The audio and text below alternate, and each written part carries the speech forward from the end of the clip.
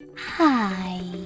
In front of me is Samsung Galaxy F34 and today I would like to show you how you can manage apps permissions.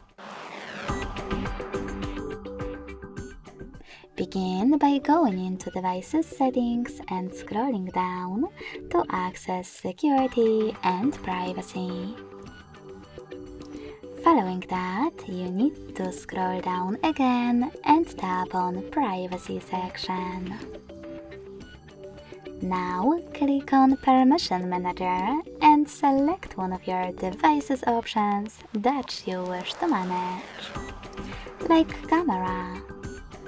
Following that, tap on one of your apps.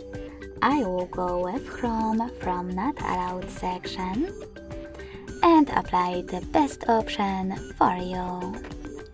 Allow only while using the app, ask every time, or don't allow.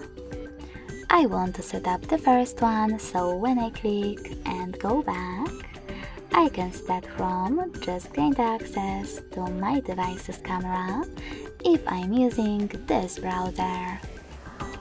But you can always select any feature, look for an app that you wish to manage and click on it. Now, instead of applying one of those options, choose See All Permissions at the bottom.